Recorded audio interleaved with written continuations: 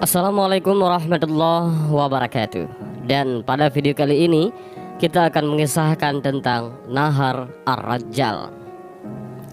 Dikisahkan setelah wafatnya junjungan Nabi besar Muhammad Rasulullah Shallallahu Alaihi Wasallam pada tahun 11 Hijriah, membuat kota Madinah mencekam. Suku-suku Arab di luar Mekah dan Madinah secara serentak menyatakan memisahkan diri dari naungan Islam.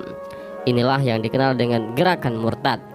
Ada yang tak mau lagi mengeluarkan zakat, bahkan ada yang mengangkat dirinya sebagai nabi baru utusan Allah, seperti Tulaihah al-Asadi dan tokoh besar Bani Hanifah di Yamamah, yaitu Musailamah, yang sebelumnya disebut-sebut Rasulullah Shallallahu Alaihi Wasallam dengan sebutan Musailamah al-Kadzab. Setelah wafatnya Rasulullah Shallallahu Alaihi Wasallam, mereka bahkan berani menyerang kota Madinah saat Madinah kosong. Karena saat itu hampir seluruh kekuatan muslimin dikirim Khalifah Abu Bakar ke wilayah Syam. Situasi Madinah yang dipandang lemah oleh suku-suku lain di Jazirah Arab, inilah yang dimanfaatkan oleh Musailamah untuk menyebarkan pengaruhnya, untuk menguasai Jazirah Arab dengan cara menyebut dirinya sebagai nabi utusan Allah. Hasilnya luar biasa, hampir seluruh wilayah Yamamah menjadi pengikut sang nabi palsu. Keberhasilan Musailamah ini terjadi karena hasutan Nahar Ar-Rajjal. Kemunculan nabi palsu, yaitu Musailamah Al-Kadzab, memang merisaukan umat Islam di Madinah. Ia sudah mengikrarkan diri sebagai nabi sejak Nabi Muhammad Shallallahu Alaihi Wasallam masih hidup. Musailamah berkata kepada kaum pengikutnya, "Aku bersaksi Muhammad itu seorang nabi dan aku juga seorang nabi." Ini adalah saksinya Nahar Ar-Rajjal, salah satu murid Nabi Muhammad Shallallahu Alaihi Wasallam. Tidak banyak yang mengikuti ajaran Musailamah, namun gerakan dakwah Nabi palsu ini semakin besar sejak bergabungnya Nahar Ar-Rajjal. "Wahai Bani Hanifah, aku bersaksi pernah mendengar Muhammad berkata bahwa Musailamah juga seorang nabi," ujar Nahar Ar-Rajjal kepada para pengikut Musailamah. Namun mengapa setelah mendengar ucapan Nahar Ar-Rajjal, para pengikut nabi palsu Musailamah semakin bertambah? Karena Nahar Ar-Rajjal dikenal oleh sukunya sebagai seorang muslim yang langsung belajar Islam dengan Rasulullah Shallallahu Alaihi Wasallam di Madinah.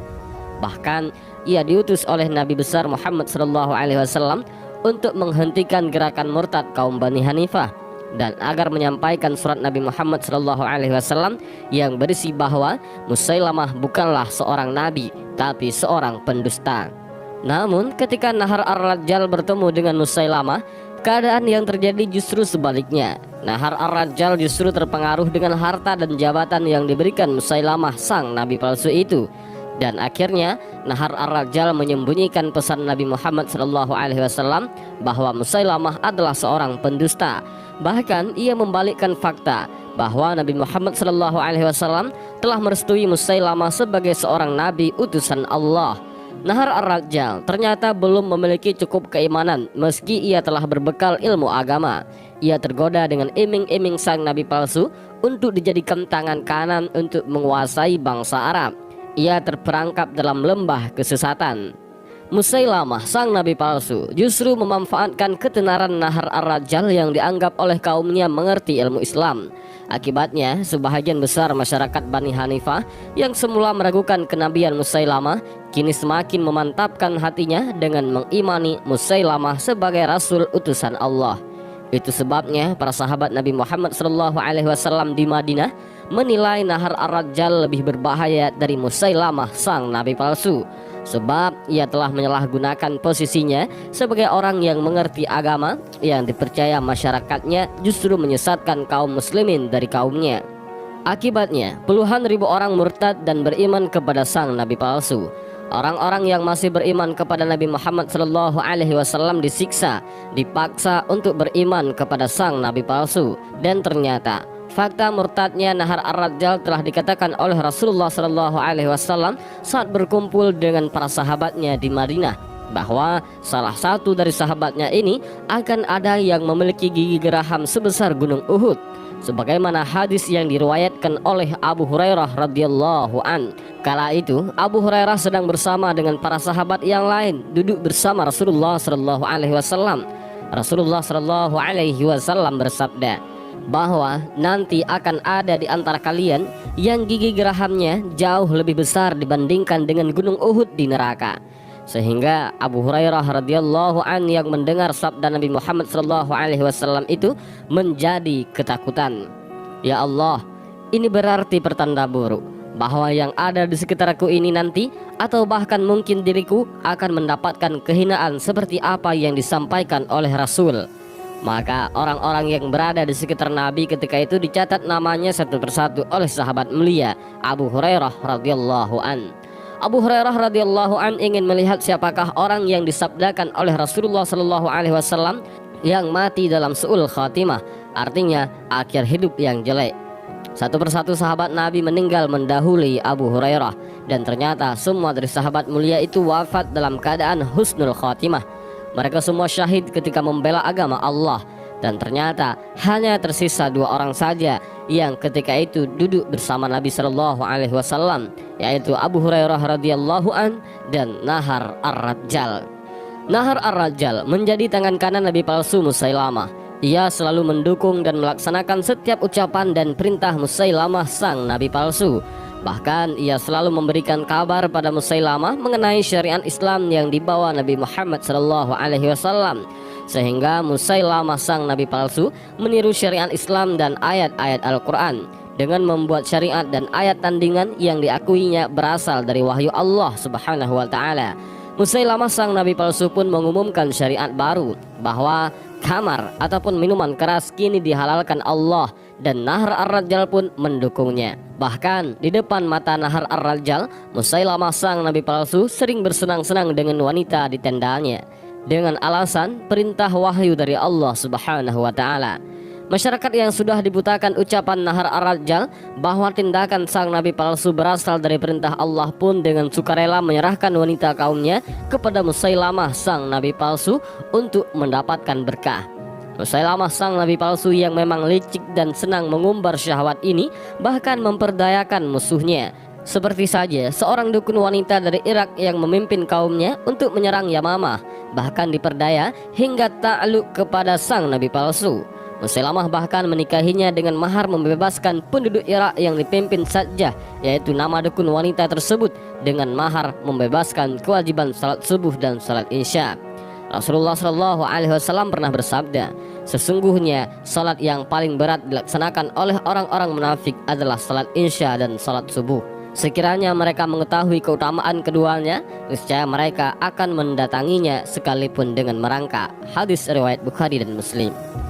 Perbuatan Musailamah sang Nabi palsu mengundang keraguan pengikut setianya yang lain, sebab tindakannya sama sekali tidak mencerminkan perilaku seorang Nabi. Namun Nahar ar-Rajjal tetap meyakinkan bahwa yang dilakukan Musailamah benar-benar berdasarkan wahyu. Nahar ar-Rajjal benar-benar telah menutup harinya dari kebenaran yang sebenarnya ia ketahui.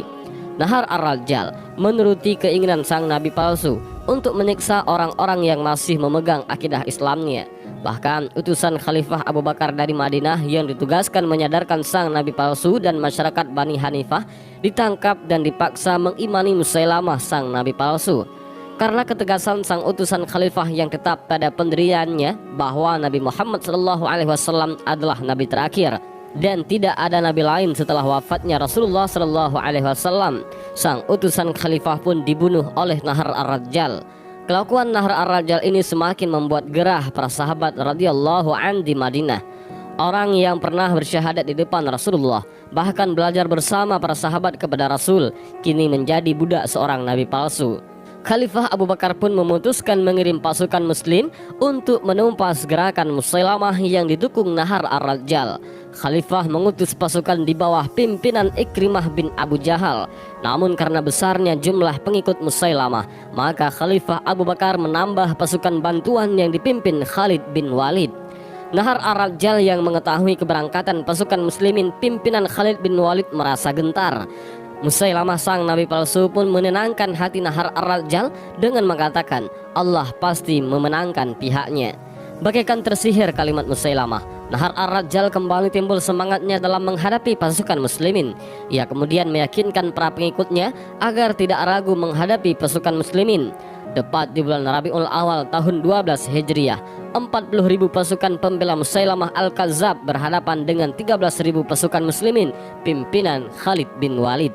Namun keesokan harinya, saat dua pasukan kembali berhadapan, kebohongan Nahar Ar-Rajjal mulai terungkap. Setelah pasukan muslimin meneriakkan fakta tentang Nahar Ar-Rajjal yang mengkhianati Nabi Muhammad SAW yang telah mengirimnya untuk menyampaikan kebohongan Musailamah sang nabi palsu. Hal ini pun mengundang kemarahan para pengikut sang nabi palsu yang merasa telah ditipu Nahar Ar-Rajjal sehingga tersesat mengikuti sang nabi palsu. Namun peperangan tak bisa dihindari. Khalid bin Walid yang menantang duel sang nabi palsu dihalau oleh Nahar Ar-Rajjal. Karena bagi Nahar Ar-Rajjal, seorang nabi tidak pantas untuk melayani tantangan. Sekalipun para pengikutnya meminta sang nabi palsu untuk melayani tantangan Khalid bin Walid.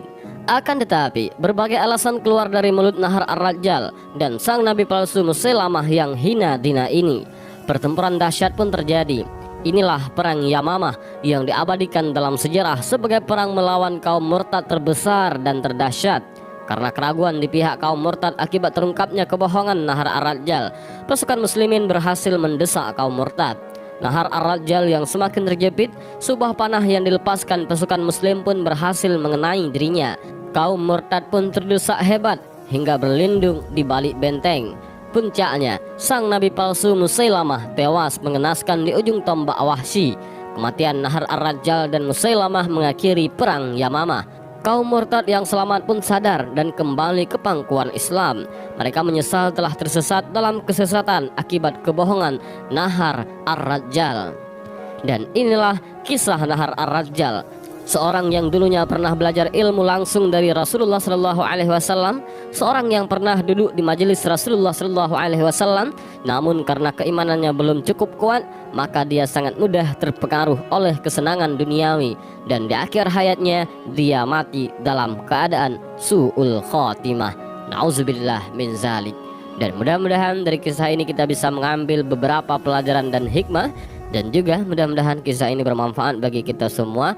Amin ya rabbal alamin. Wallahu a'lam bishawab. Assalamualaikum warahmatullahi wabarakatuh.